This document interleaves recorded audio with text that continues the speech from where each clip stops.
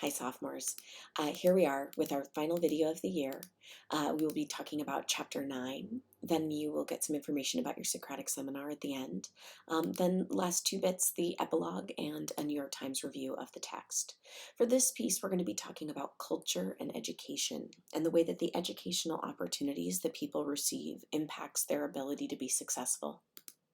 We're going to be looking at a girl named Marita, and then eventually we're going to be looking at Malcolm Gladwell himself, giving us some more authorial context.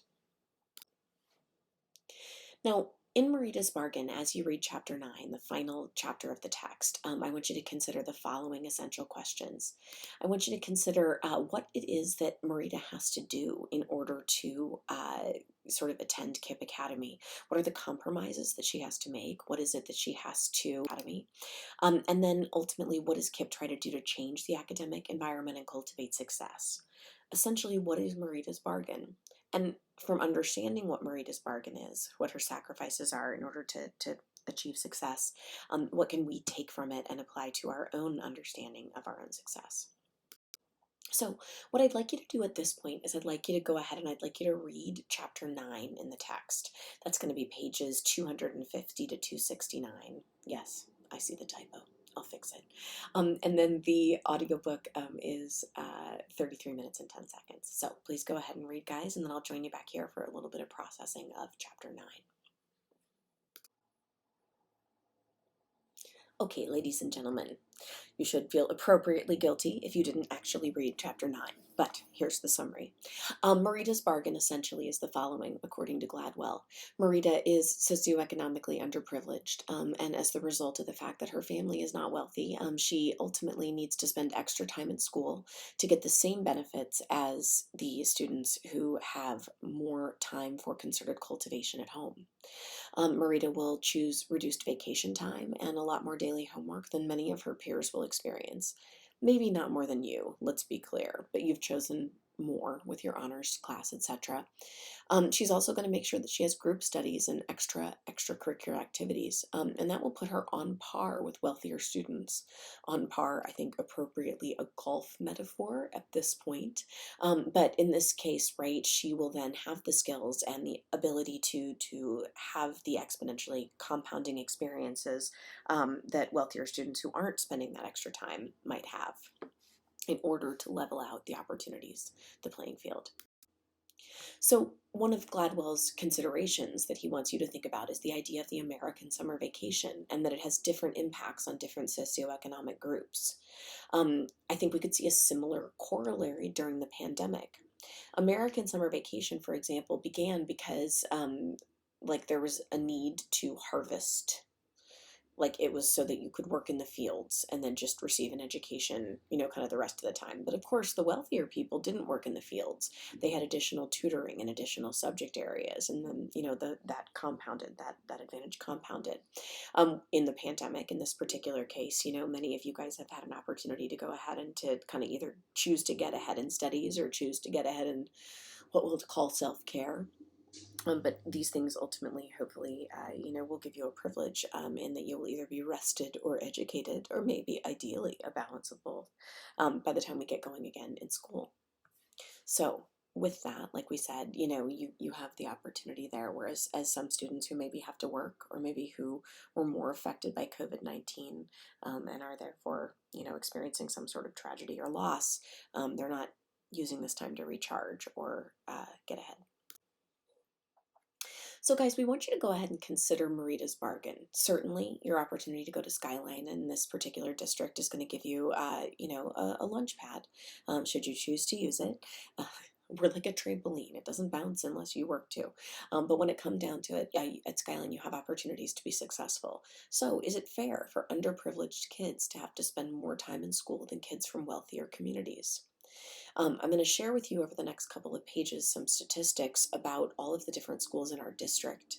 And then I'm going to share with you some statistics about our school, Skyline, over time, so that you can consider the ways that we are successful. My goal in sharing these data with you, and all of these data are from different yearly versions of the OSPI, the Office of the Superintendent of Public Instruction's website. And the goal of sharing these data is not to cheer for the superiority of our team or another team. It's not at all what we're trying to do here. We're trying to use comparative analysis in order to understand why some schools have some outcomes. So again, not cheering for the superiority of your team, but trying to use comparative analysis to figure out why success happens more for certain groups. So the 3 high schools in our district, what you're looking at here, guys, is data that ultimately, I think over time, was in the last couple of years. When I last reviewed this, it might have even been last year. But as we consider the enrollment here, you can go ahead and you consider the racial enrollment, the gender balance of the 3 different high schools. Feel free to pause and explore. You can also look at test score data for our 3 different high schools. Now, these data are all about Skyline. On the left-hand side, you can see the October 2013 and May 2014 student count. And on the right-hand side, you can see 2015, 2016. So you can start, kind of continue to get a sense of how Skyline has changed over time. This slide as well is also Skyline's comparative data. But if you look at it, you can also get a sense of some of the ways that Skyline is changing over time. This is all, again, Skyline data. We didn't all of a sudden become terrible at language arts between 2013 and 2015. If you dig into the data, you'll notice that very few people actually took the SBA or the test that particular year. It was a whole political situation. But what I want you to ultimately consider, right, is over time the way that we see this piece manifesting. So, ladies and gentlemen, over the course of chapter 9, I want you to go ahead and consider success. I want you to consider the success that we see at Skyline as evidenced by the data from the Office of Superintendent of Public Instruction. And I want you to consider, do we need to apply any of the bargains, the educational ideas that Kip and Gladwell and Marita are using in order to improve any particular group of students' chances of success? Are there aspects of Marita's bargain that should be optional or mandatory for certain groups in order to have society be as successful as possible? Why or why not? Okay, so ladies and gentlemen, before we move on to the epilogue and the New York Times review, I'd like you to go online. I'd like you to make sure that you've signed up for the Socratic Seminar discussion on Friday. And then when you come back here, you're going to go ahead and you're going to read the epilogue.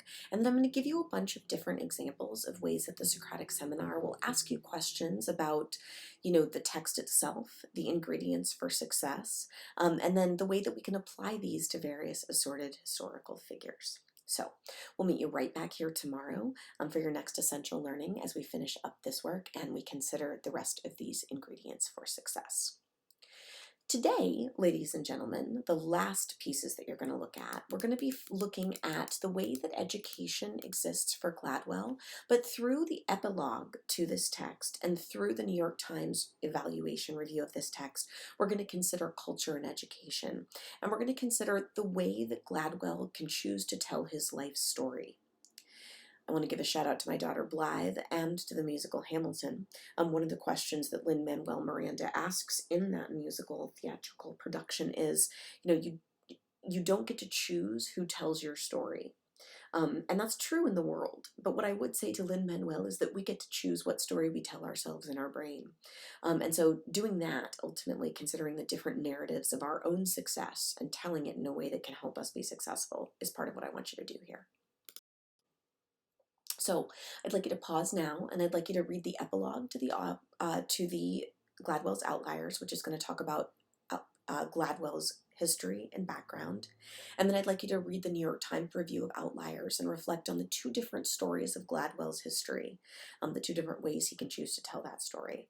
And then I'd like you to compare your evaluation of the book with that of the New York Times. So take a beat now and do that reading.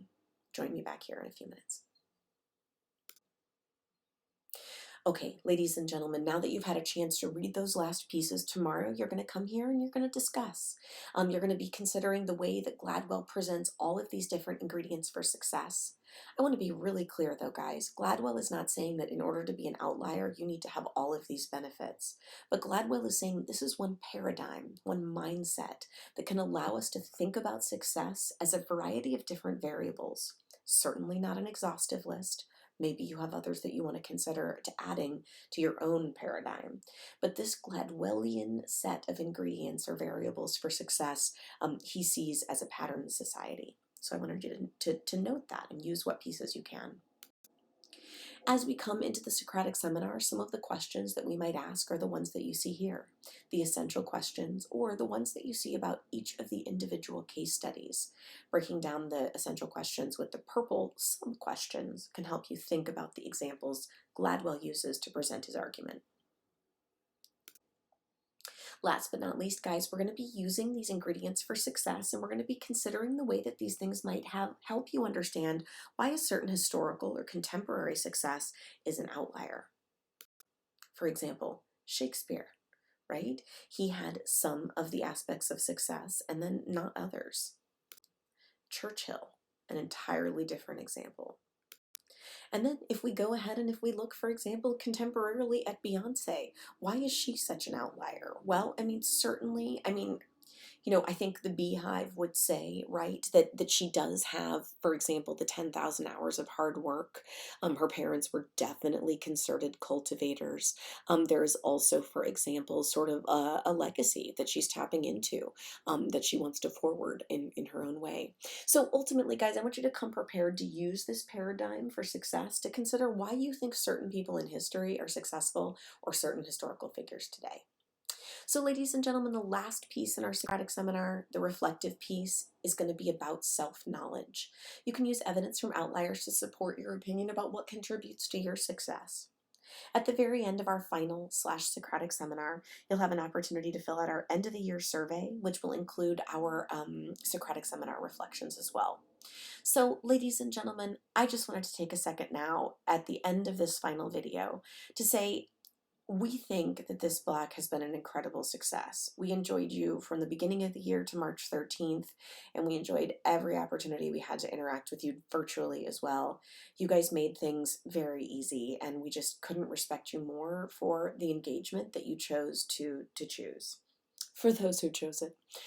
So ladies and gentlemen, we look forward to seeing you at either the Zoom Socratic seminar, or you'll be choosing to go ahead and sign up for a writing prompt, and I'll be posting that at the beginning of the day on Friday. You'll have the opportunity to do that for 24 hours on Friday if you're choosing the written option instead of our discussion. So thank you all. I appreciate you. See you at the Socratic Seminar Zoom.